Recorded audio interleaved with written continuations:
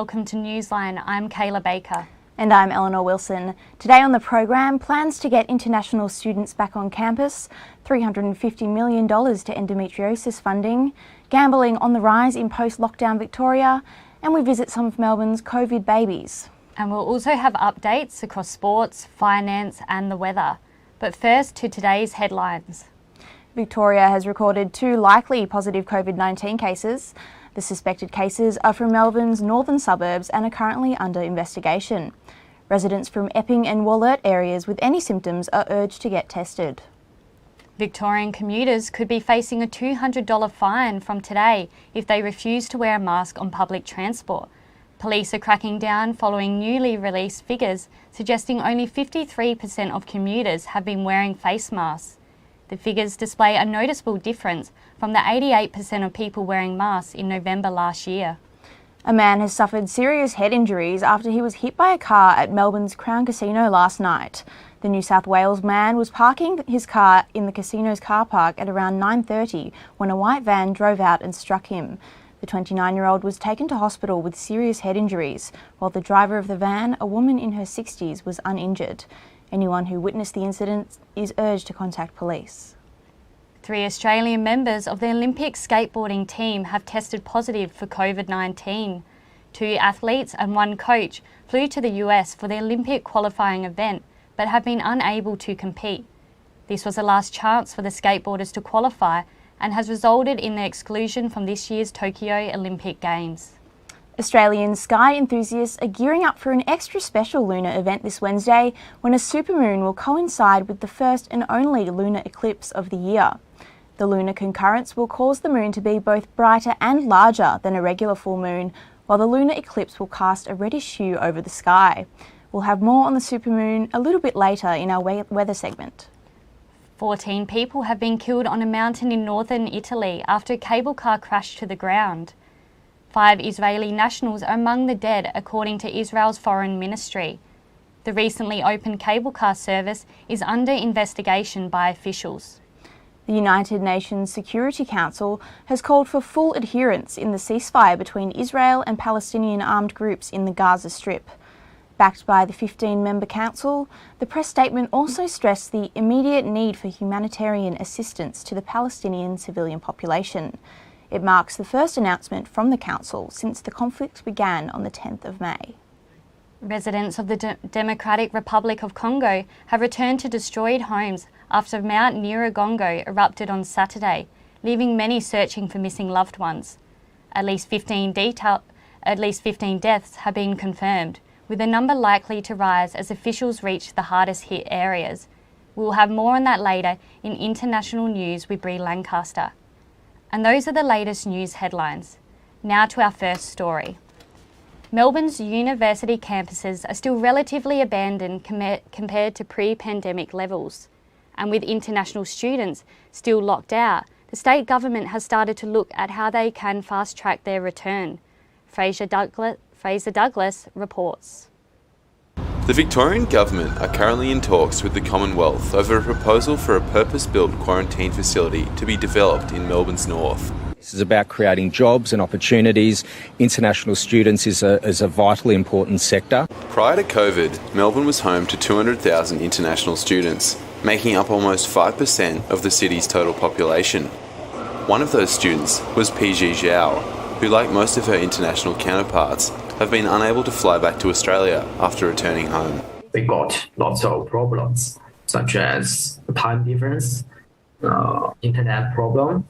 We are more like internet students, not the international students. The quarantine hub is marked for development in Mickleham, 30 kilometres north of Melbourne's CBD.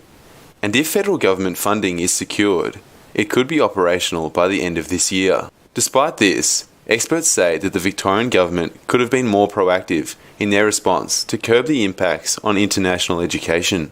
Using purpose-built student accommodation as quarantine facilities, I've been pushing for a year, and it's frustrating that they're still not ready to do that. The potential quarantine hub does offer some solace for international students, but wellbeing and digital engagement expert Catherine Gomez wonders what impact the hiatus will have on student retention and attraction. The impression I get is that there's been a lot of soul searching about what's going to happen in the future. The Victorian government's proposal is an initially conservative one of an additional 120 arrivals each week, but Melbourne's tertiary institutions would welcome the plan to help get the now customary COVID-safe turnstiles ticking over. At this stage, conversations between the state and federal government are ongoing, but until funding is secured, a major part of the Victorian economy will continue to go begging. Fraser Douglas, Newsline. We're heading to a short break now. Coming up, we'll be hearing what's making headlines overseas. Stay with us.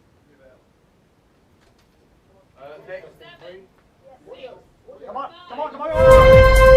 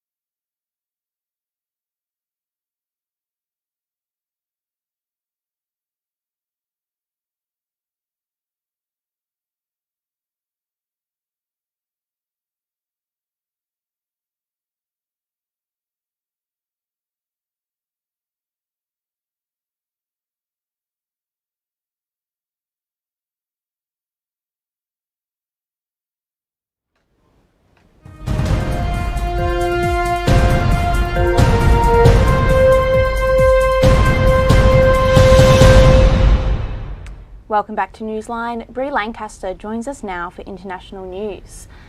Belarusian President Alexander Lukashenko has a history of punishing journalists who oppose him. More than 400 journalists have been detained in Belarus within the last 6 months, and at least 10 have faced criminal charges and remain in custody. But Bree, this latest situation is far more extreme. Yes, President Lukashenko is known for his controversial responses when it comes to Belarusian media. In February of this year, he had 2 journalists arrested, and they've since been sentenced to 2 years in prison for reporting on protests against his presidency. And in more recent news, he created a fake bomb threat to hijack a plane on its way to the Lithuanian capital of Vilnius. He sent a MiG-29 jet fighter plane to escort the plane back to the Belarusian capital of Minsk, where it was then detained there for 7 hours. And of the 171 passengers on board, only 170 reboarded, with 1 passenger being detained at the airport. That 1 passenger was journalist Roman Protasevich. And who is Roman Protasevich? Protasevich has a long history of opposing President Lukashenko's presidency. He first started an anti-Lukashenko group on social media before it was then hijacked by authorities in 2012. And since then, he has gone on to be a very prominent source when it comes to protests against his presidency. And in August of last year, he was the lead organiser of a number of protests against the election when the authorities tried to disable the country's internet access. And in November of that same year, he was put on a terrorist list for mass unrest. And so it comes as no surprise that he was detained because President Lukashenko's common response to Belarusian media is so heavily against anyone who opposes him. He's yet to be heard from since the incident. Wow, and as we heard earlier in the show, residents of the Democratic Republic of Congo are reconstructing their lives after the devastating volcano. Can you tell us what happened there? Yeah, Mount Nyiragongo turned the sky red and spewed out a river of lava on Saturday, but stopped just short of Goma, a city with a population of 2 million people just south of the volcano. And of the 15 people who died, 9 died in a traffic accident as they fled the scene, and 4 others were killed as they tried to escape a prison, with 2 people being burned to death. More than 170 children are feared to be missing, with 150 others separated from their families. The last time this volcano erupted was in 2002, killing 250 people and making 120,000 homeless. And in news a little bit closer to home, the Chinese government is facing backlash after a fatal ultramarathon that occurred in the country's north. Can you tell us the latest on that situation? 21 people, including 2 of China's top marathon athletes, died after freezing rain and high winds struck a 100-kilometre ultramarathon in the Yellow River Stone Forest in the Gansu province. The race was halted when some of the 172 runners went missing and a search party began. Liang Jing, 31, an ultramarathon champion, and Huang Guangjun, the winner of the men's marathon for hearing-impaired runners in China's 2019 Paralympic Games, are among those who died, according to the state news media. And what's happening online following the event? Online discussions are seeing people questioning the preparedness of the event and whether or not organisers actually took the time to look at pay a tough attention to the weather forecast for the day.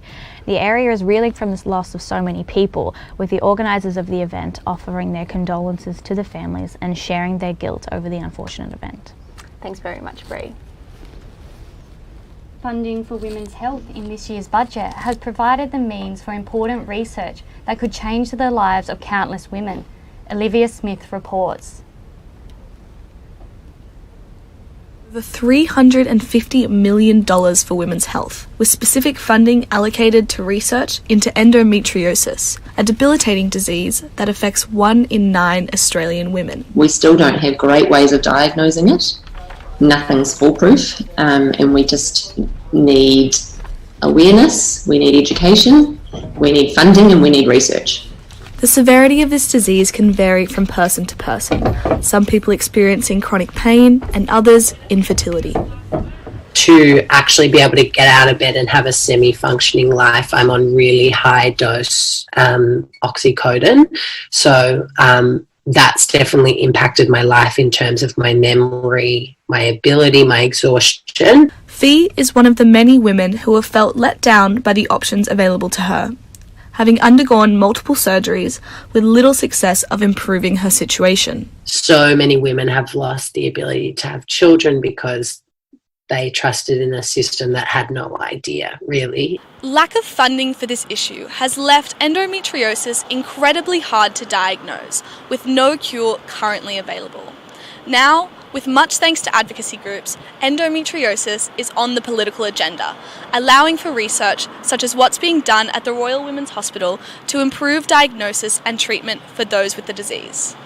20 years from now, I would love to be giving lectures saying, can you believe we used to have to cut this out or operate on people when now we can give them this, this and this and it's solved.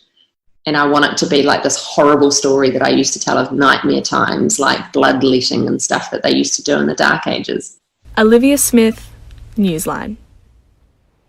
Melbourne's second safe injecting room is planned to open in busy Flinders Street. Our reporter Chloe Karras is on De Graves Street. Hi Chloe, where do they plan to locate the drug infection room? Hi Kayla. So the Victorian Government is planning to open a second supervised drug injection room in the Melbourne CBD. They hope this will take the pressure off the current injection room in Richmond, in North Richmond.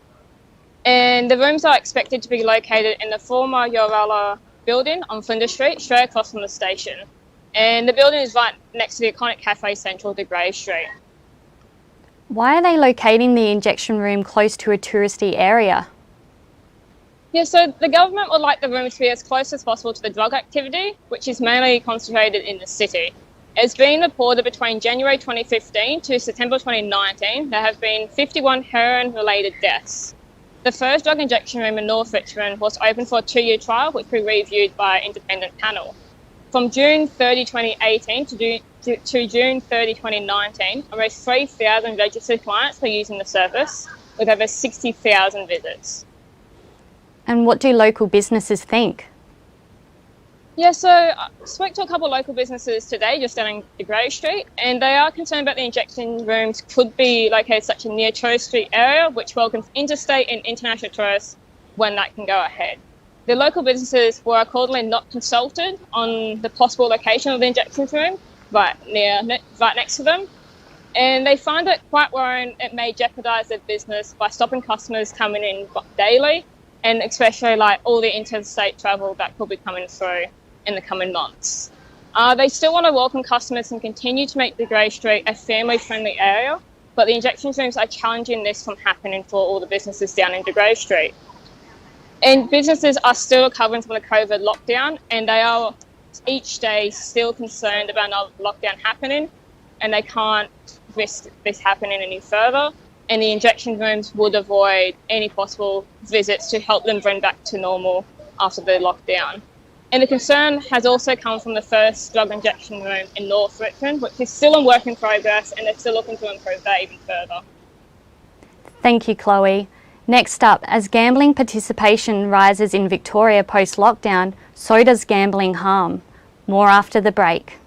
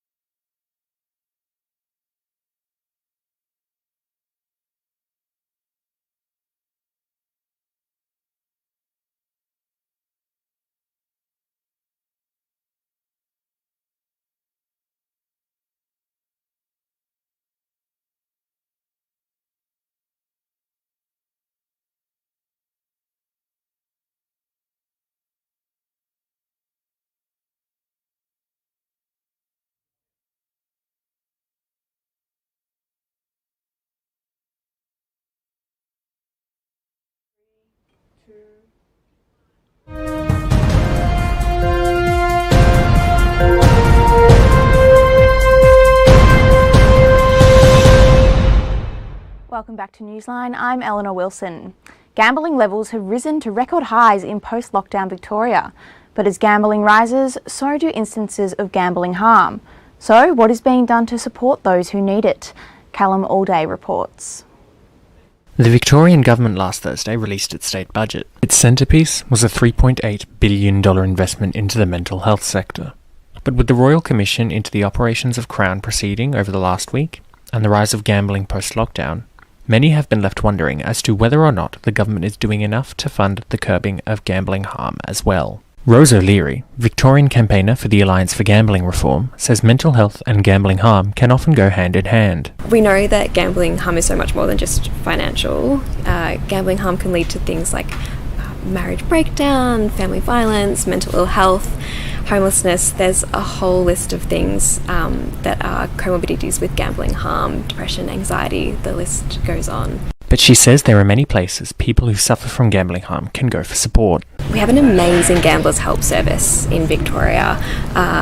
There are peer support networks that exist always, and there's also a helpline, 1800 585 585. However, Dr. Charles Livingstone, Associate Professor at Monash University, says current government programs may not be doing enough to curb gambling harm. In reality, the interventions are either not enforced or they're grossly ineffective. I mean, we did a review on that a few years ago, and I think demonstrated quite clearly that in most cases there's literally no evidence to demonstrate that they work.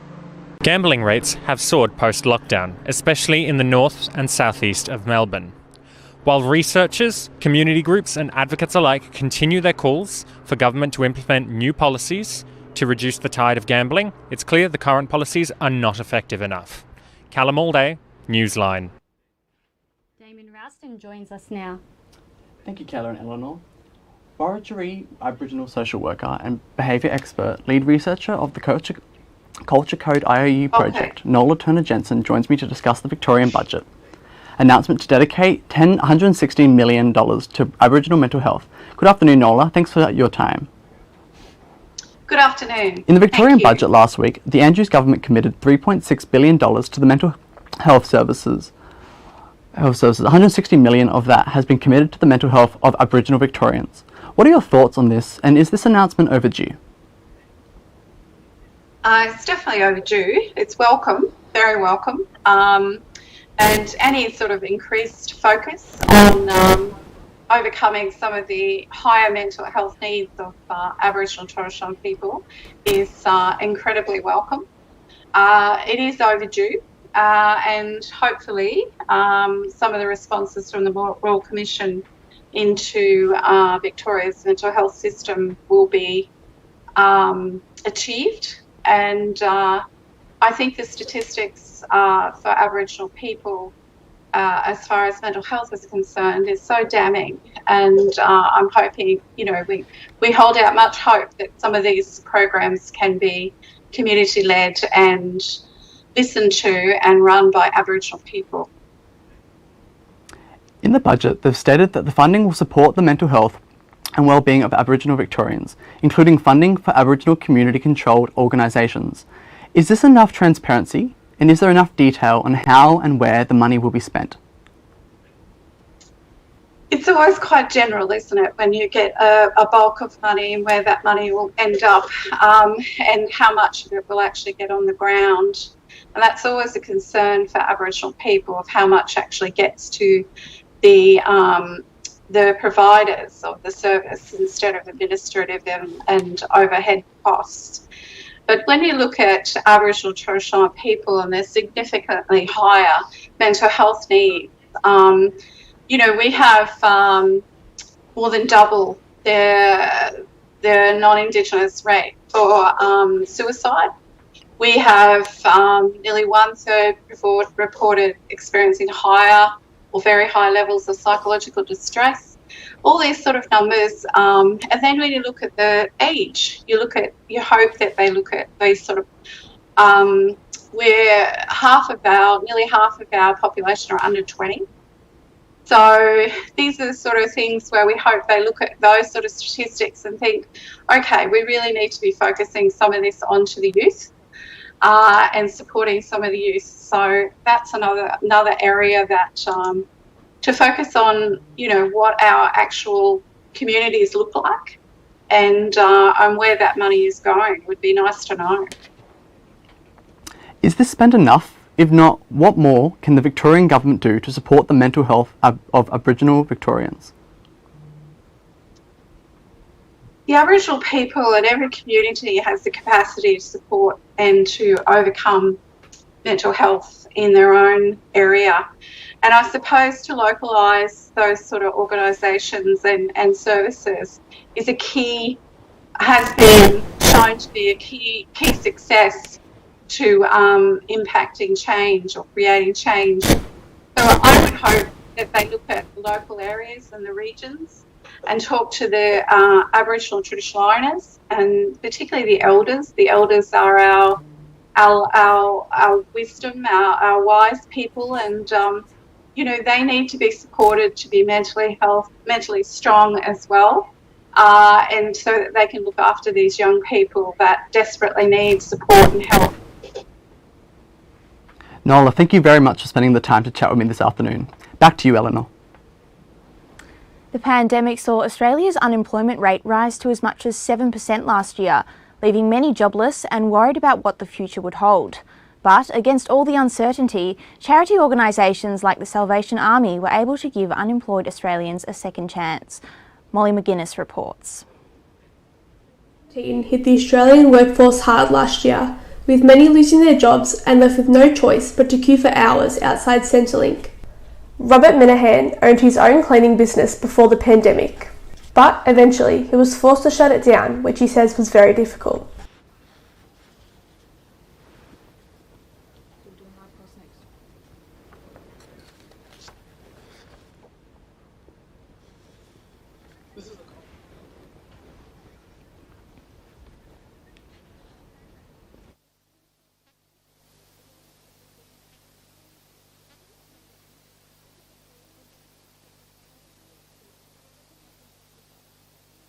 Even though it was hard to lose his job, Robert says being able to work at the Salvation Army through the program has been great for his mental health.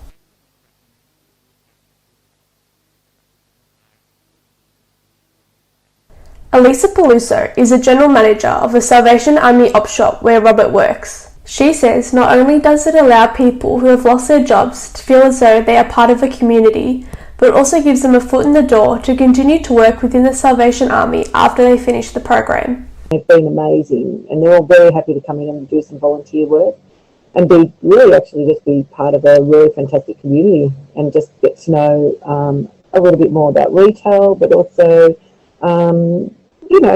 perhaps even getting involved in the business and getting to work later on and, after they've spent some time here. As for Robert, staying within the Salvation Army is something he would now love to do once his program has finished.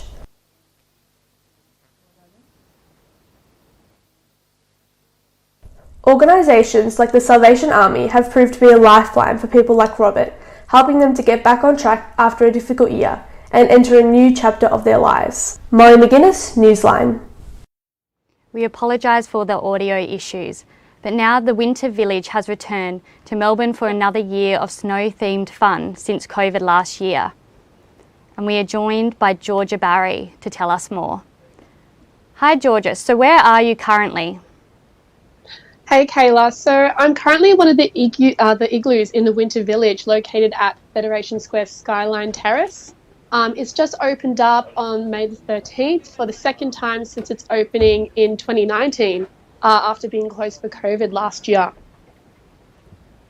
Great, and so Georgia, what is the Winter Village exactly and how did it come about?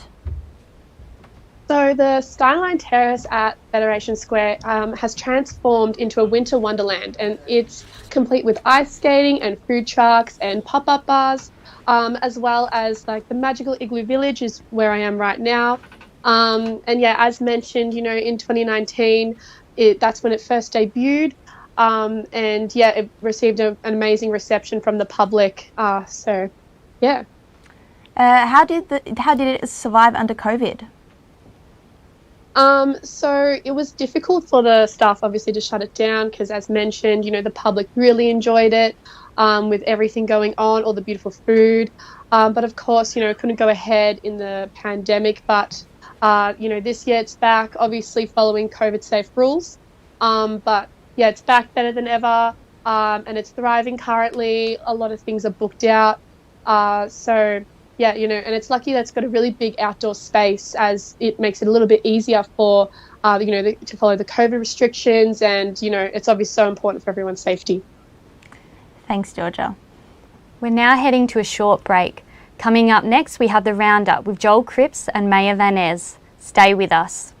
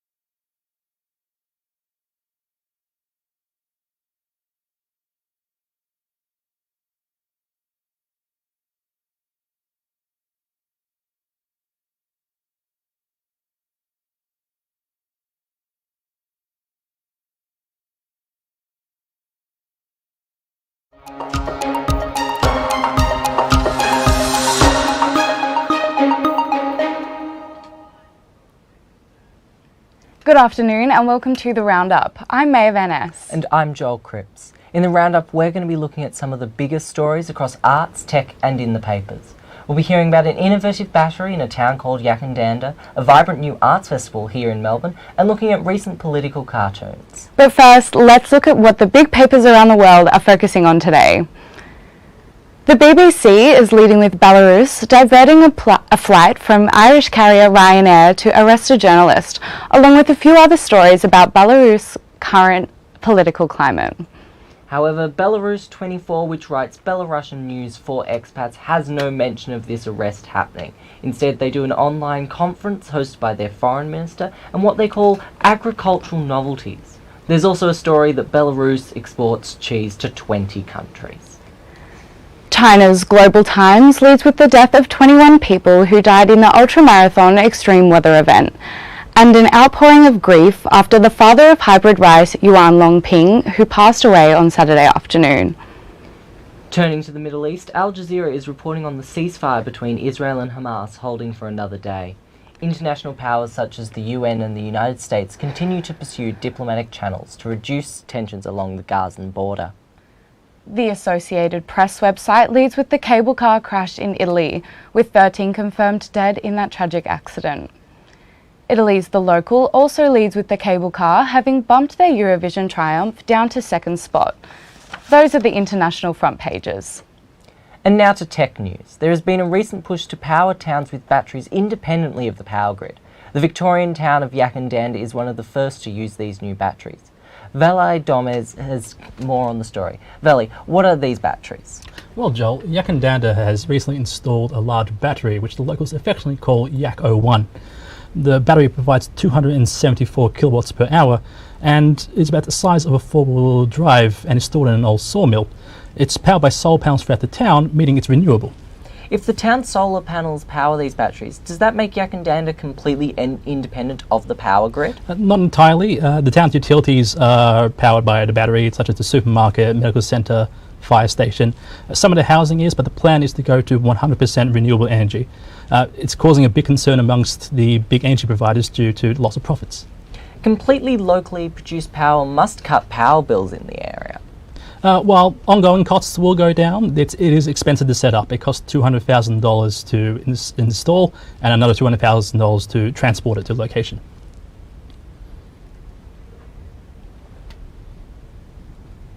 And before we move on, in breaking news, Victoria has recorded 4 new cases in the north. We'll have more on this on tomorrow's segment. In our next tech story, in Sydney, a psychology clinic has been trialling a new method of exposure therapy using virtual reality. Veli, tell us more. That's right. Corey Ackland, the director at the Sydney Phobia Clinic, is using VR to expose patients safely to their phobias in a more controlled environment as a more safe alternative to real-life exposure. Exposure therapy has been used for a long time to help treat phobias and is leading evidence-based treatment. What are the other advantages that VR exposure therapy offers? Well, VR offers a more controlled environment. Experiences can be ramped up or down for the patient. For example, the height of a building can be increased or decreased for someone with height phobia. To our final tech story, it's been a big week for cryptocurrency. What's going on there? Well, CoinMarketCap.com has reported a $1.25 trillion US loss from the market. Multiple events are to blame for this loss, as well as the fear, doubts and uncertainties over the currency. Digital currency has seen a boom in recent years, with many drawn to its unregulated nature. What's caused this crash? Well, the People's Republic of China has introduced a digital asset policy, basically a crackdown on the use of digital money due to it being unregulated. Elon Musk has also expressed distrust about Bitcoin, stating that Tesla no longer accepts it as payment for its products. Many thanks, Veli and Joel. Now to our Arts Roundup. The Rising Music and Arts Festival is taking place across Melbourne from this Wednesday until the 6th of June. Jacqueline Stanley joins us live from Exhibition Street. Hi Maya. So the festival will be taking place across 12 nights, featuring over 750 artists, 133 events, 36 of which are being shown for the first time in the world. It'll be a surge of art, music, performance, culture, as well as nude disco and wrestling theatre. On Wednesday night at this theatre here, the Comedy Theatre in Exhibition Street, Ed Cooper will be playing live with drummer Jim White, performing songs from across his 45-year career. So there's heaps going on at the festival, but nude discos, that's a new one. Where is that held? Yes, it is. So Club Purple will be on Lonsdale Street in the Queen Victoria Women's Centre. It's described as naturalist disco. It's alcohol-free, it's non-sexual and a shedding of inhibitions. It's created by artist Stuart Ringholt. So there are a lot that seems geared towards adults. What events would you suggest for families? The Wild is a huge installation inside the Sydney Maya Music Bowl, which actually features an ice skating rink, so it is the perfect destination to take your children to. Well, that sounds like a lot of fun. So what are the other highlights that we can look forward to? The adults can also look forward to the Golden Square Centre car park, where it will be turned into a pop-up bar with huge light installations looking over the city skyline. Sounds like a great thing for the arts community after lockdown. What kind of government backing does the festival have? Yes, so it's a Victorian government backed initiative which has provided $2 million for funding for local artists. They expected there to be far more international involvement, but obviously with travel restrictions it's become much more localised. So the festival has merged from the Melbourne Arts Festival it has merged with the Melbourne Arts Festival and White Night, which both took place for the last time in 2019. So the Rising Music Festival was due to begin last year, but obviously with the COVID-19 pandemic, it was not able to be. Thanks to Jacqueline. We now turn to recent political cartoons with Hugh Pearson. The Herald Sun has been giving its take on the recent discussions within the Army. Tell us more. So, members of the Australian Defence Force have been told to use the term partner when referring to their husband or wife, and they've also been asked to ask their colleagues what their pronouns are in a bid to be more inclusive. Many people would say that the Army has a reputation of being a pretty macho conservative place. How are people reacting to this? It's definitely got that reputation. There's been a lot of uproar within the ADF community. Former military officer Bernard Gaynor said that our generals and military leaders have become a joke, essentially. Gaynor says this after leaders allowed the Port of Darwin to be sold to China, and he thinks that issues like this are quite minor compared to these other issues when they're in the business of protecting the country. Looking to the other big Melbourne paper, what's The Age got in store for us today? So that was based off the Morrison government that will allocate $58.6 million to the gas-fired economy to build a gas-fired power plant in the Hunter Valley. The budget package also includes a $6.2 million package to further develop the Wallumbilla gas supply hub in Queensland. And the cartoon, it depicts gas bottles falling out of a plane onto solar panels, which is, it's fairly relevant. It's sort of depicting our future in cleaner energy being destroyed by this project that are being implemented here. And to our last cartoon, and we've got a story about a mouse plague here in Australia. What's happening there? Yeah, so last week there was a PETA spokesperson that came out and said that farmers shouldn't be setting poison traps essentially for mice and rats that are plaguing their crops. And so she said they should be setting traps so that they can release these animals humanely, but she received a lot of backlash. Farmers are very busy people, and quite frankly they might not have the time to be doing these things where they're focusing on their crops and other things related to their farming. Thanks for that, Hugh. That's the roundup for today. Thanks to our other reporters, Veli Donmez and Jacqueline Stanley for the roundup. I'm May Venice. And I'm Joel Cripps. We're going to take a short break now, then we'll be back with sport, weather and finance.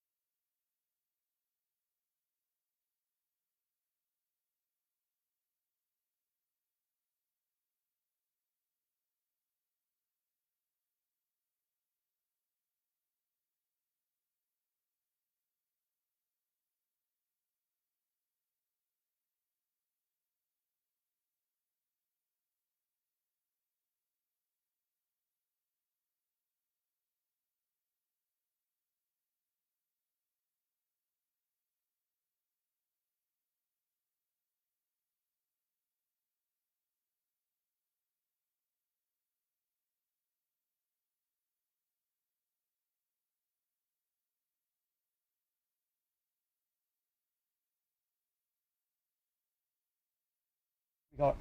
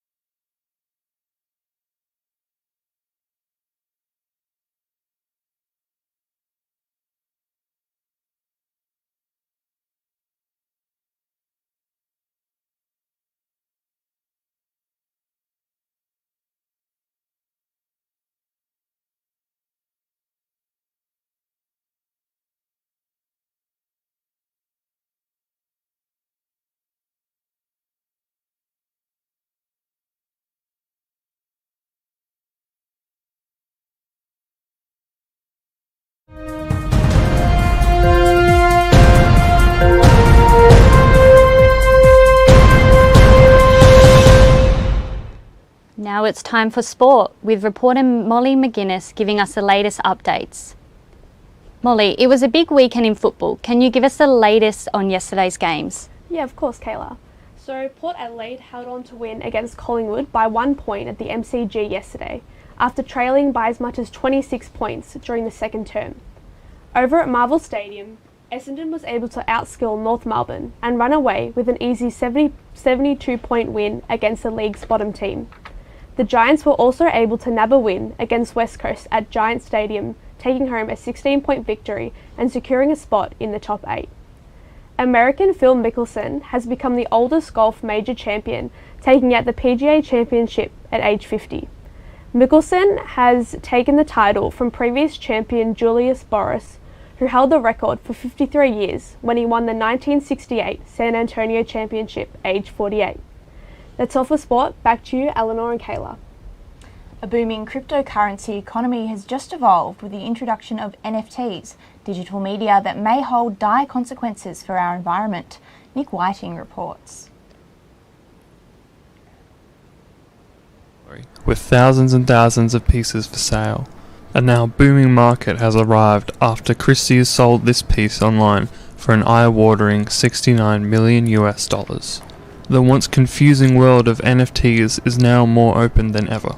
NFT stands for non-fungible token. It's a semi-recent development in blockchain technology. Alex Smil is the co-founder of Unstoppable Art Machine, a new endeavour allowing street artists to sell their work as NFTs and gain a slice of the profits. With clues being drip-fed on social media, anybody can own one of these works, with artists gaining a slice of the sales in perpetuity. But this boom in the NFT market holds dire consequences for our environment. Research from Digiconomist shows us that the carbon footprint of Ethereum is the highest it's ever been, with a single NFT transaction having the same carbon footprint as the average American household does for 3 days. However, Mr. Smil is adamant that these statistics are merely a red herring. To look at it in context, a lot of people, you can put a big number up on the screen and say this is how much energy you use, but when it's taken out of context as opposed to the alternatives, then that's when you get a kind of true representation of the scale. Though NFTs exist in other media forms, it is currently dominated by visual art, meaning that anybody can turn their work into a digital token.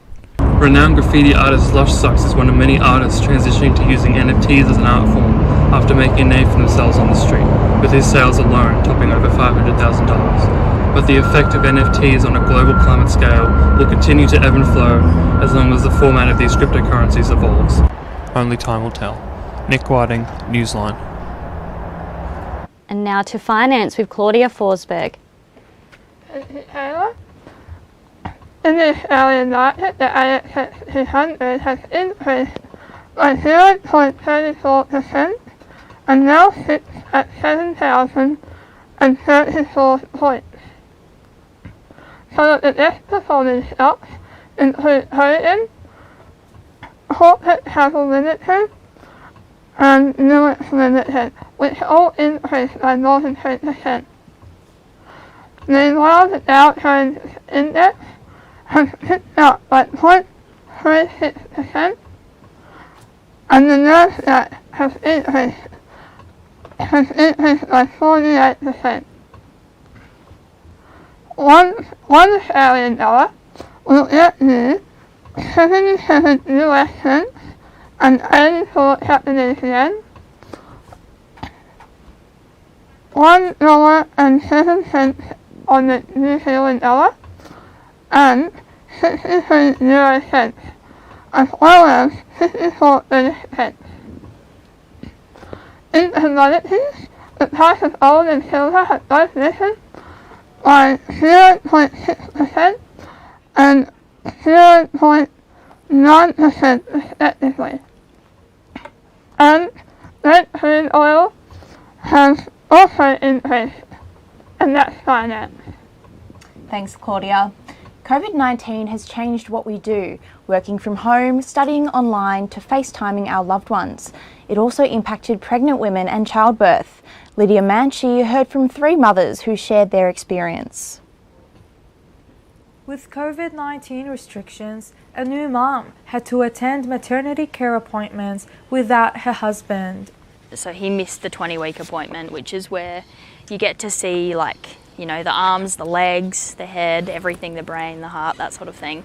But the birth was the most challenging part. She came 4 weeks early, and we didn't expect that. And we'd actually driven back from Adelaide the day before, and then the next morning it all happens. With stage 3 restrictions, partners could only attend labour, then leave. They're gonna take me to do like the examination and see if I'm in the active labour.